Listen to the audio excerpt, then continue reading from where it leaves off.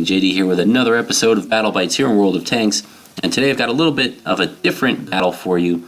This is what I call my best worst battle, and I'll get into what that is in a couple minutes. But first, we're in the T32 American Tier VIII heavy tank, and we're in a standard battle on steps, and it's the Tier IX top tier battle. There's about 3 or 4 Tier IX tanks on each team. So we're going to try and get ourselves into a position where we can have a good influence on the outcome of the battle. We're not going to be one of the most powerful tanks. The T32's speed is not great. It's okay. It's decently mobile, but certainly not going to rush anywhere that it's going. The gun is okay. It's a typical heavy tank gun where the penetration values are good enough. The average damage is okay, but the rate of fire is nothing to write home about. You're going to do your damage and then you're going to have a long reload. It's about 9-10 seconds on this tank depending on your equipment and loadout. And so what we're going to try and do is get ourselves into a position where we can use our armor. The turret armor on this tank is absolutely fantastic. If you can get hull down in the T32, you're going to have a really great result. Even against Tier 9s and some Tier 10 guns, they're really going to struggle to get through you. But we're not going to do much hull down work in this game. Instead, we're going to do a little bit of side scraping. And that's a bit of a different thing to do in your American heavy tanks. It doesn't always work out so well, but we're going to put it to the test once we get into position here. So we're at my favorite rock on this map. You've seen me here a couple of times in my Cromwell Knight, where I like to get in here and provide some spotting and some early damage for my team. Now again, we're a little later getting here because this tank is a bit slower, but we're still here, we're in position, and we're going to try and thread some shots in. We can see there's at least 3 enemy tanks over here. There's the Jagdpanther II and the Jagdtiger, Tier 8 and Tier 9 non-turreted German tank destroyers. And then there's also a heavy tank making its way over here, VK4502A. So we're gonna now, instead of poking out the way I did at first there, which exposes the tank to return fire at parts of the armor that are not well armored, we're gonna try and just back out here slowly, have a shot at the front of the Jagdpanther II, put one in, and then advance forward again. So that was a nice engagement. We didn't really give him any good shots at weak parts of our armor. We get a shot in, and then we pull back into cover. And see, this time I backed out a little bit too far. I gave him a shot at the front of my hull, and he was able to penetrate there. I may have even given up the lower plate, which is an easy penetration for his gun and many of the guns that I'm going to be facing. Now, one thing to keep in mind, there is no artillery in this game. If I was doing this in a match where there is artillery, I would probably be vulnerable as I'm backing out there. The rock's not going to provide cover at that distance from artillery looping shells over the top, but I know that there's no artillery in this battle, so we're able to do it. So here we go. Now this is the side scraping. We're keeping the angle really, really shallow for how we're coming out here because the side armor on your American heavies is typically not very good as opposed to most of your German and Russian counterparts. And we get tracked, but that's all we're getting. It's tracked. The armor's angled so well that the only thing they can do is track me. So I've got 2, maybe 3 tanks completely tied down, just putting shots into my tracks, doing no damage to my tank. They're just throwing money away and time away, and I'm hoping while I'm here, I do have allies behind me, 3 or 4 tanks on the green team that are here to help me out. I'm hoping they'll be able to put some fire into these guys, and I'll get some assistance damage, and we'll remove these guys from the game while I'm occupying them here by eating up their shells. But it's not really working out. We're keeping an eye on the mini-map, and we can see that the western flank is in trouble. But now the VK, I guess he's tired of shooting at me with no effect, so he's going to try and flank. He goes down into the valley, and that's just fine by me because now I have shots into him. I go for a tracking shot there. I wanted to hold him in place, not let him decrease the angle further on my armor. Shot went a little high, but no big deal. One more will do it. And we go right through his tank like butter. And then the Jagdpanther II follows suit. He rushes down here, and then he rushed that shot, and it donks into the mountain there. And so now I've got the front of his tank. I'm shooting down on that front plate, and we can easily go through it from that angle.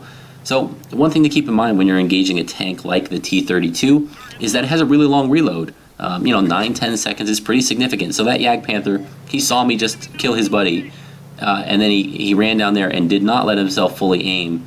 He rushed that shot, and he really didn't need to. He certainly could have taken his time, fully aimed, put that shot into me, and did some significant damage, but he was still going to get taken out. I mean, he rushed me with that low health. He was a one-shot. My next shot was going to remove him. So, but he rushed it, and that's better for me. And now we've got the side of the Jagdtiger. We put one in and pull back. And we're going to let our allies put one in. And maybe we'll crest here, see if we can get his lower plate. No need. Allies take him out. And so now we've won this flank. That's great. That was Looking like a tough fight. We were able to succeed, but now looking at the scores, we're down 2-1 in terms of tanks remaining. It is 5-10, now 6-10. We are vastly outnumbered. You can see the AMX 5100 in front of me is on a sliver of health. We're in pretty bad shape here. So we're going to pull back, try to cover the base, try to hold on. I'm hoping one or two of the tanks that are way up there in the A6, A7 region, maybe they'll jump into the enemy cap. They'll start capping, and maybe we can hold on here long enough where they're able to cap out and win, because other than that, things are looking pretty grim. One problem is that there's 5 enemy tanks. They're all grouped up here. They're not going to be coming at us one at a time, so we're not going to be able to pick them off. And because the reload on this gun is very, very long, grouped up tanks are going to be a problem for us. So the 5120 over there, the French Tier 9 heavy tank, we took one shot at him and missed, and then we load a premium round, and oh, that was such a heartbreak. We had his turret. I really thought that was going to go in. That may have removed him from the game completely, and boy, that would have really changed the way things were going here. That's an auto-loading tank with a big clip potential, good mobility, and he was the most far out-flanked tank coming in on this angle. So that really would have changed the complexion of the game. I don't know if it would have saved things or really turned things around, but it would have had an influence. So now we've got 2 tanks here, the Super Pershing. We took a shot at that was pretty well aimed, and it just dipped a little low. And once again, RNGesus says, no, not today. Thankfully, that shot does go into the side of the tank. We damaged his fuel tank there, I believe. So now he's on low health. We've got a premium round loaded because we're shooting at the front of this tank, which is very well armored.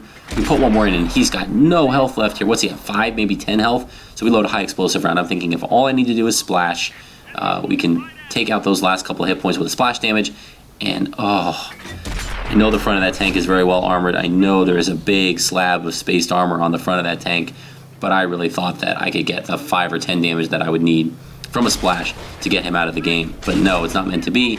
And we aim again, and it dips low. Oh, looks like it's not meant to be. Sometimes you have those battles where you just feel like the odds are stacked against you. You're just not meant to win, no matter how hard you try. And certainly the end of this battle was feeling that way for me. 3, 4, 5 shots there in this last engagement that if they just would have gone a little bit differently, we might have had a chance. So I'm the last tank left alive. I'm going to try and get a little more damage here done. The SU-100M came down the hill, but I used a dead Yag Panther 2 to shield me from him. I was able to put one more in as he passed by, and then I take a little bit of ram damage to finish me off. And that was a heartbreak, disappointing end to the battle there. But look at those numbers. Not a bad game in the T32. 3,101 damage. Another 128 assistance damage. 5,500 damage blocked. That may be the most damage I've ever blocked in any tank in any game. That's crazy. But did you see that? Not even a 3rd class mastery badge. And that is what I meant at the beginning of the video when I said that this was my best worst game. In terms of statistical performance in this tank, putting up 3,100 damage in the T32, that's not a walk in the park. That's a really good game in this tank, especially for me. And to block 5,500 damage and come away with nothing, not even a 3rd class mastery badge, that was crazy, and it was a heartbreak. So we're flipping through the efficiency tab here. We can see what tanks we did damage to. But look at that, 756 base XP for 2 kills for 3,100 damage in that loss, and not even a 3rd class mastery badge. So again, a bit of a different result there. Certainly not an amazing performance, but I thought one that was decent enough, especially given the circumstances. And no 3rd class mastery badge even to reward for it. So I thought an opportunity to put it up to talk about it and to give you guys a chance to tell me about your best worst game. That game where you had a tank that you performed really, really well in, made the best of a bad situation, but then came out of it with not even any kind of mastery badge, not even a 3rd class. So I'd love to hear about it. Feel free to leave a comment. Let me know what happened in your battle. It can be a friendly competition. I don't need pics or screenshots. Just tell me how it happened, and I'd like to know. Share your pain, right? It's always pain shared is pain lessened. So hopefully you guys enjoyed that. If you did, feel free to like and subscribe for future content. Thank you for joining me, and I'll see you next time.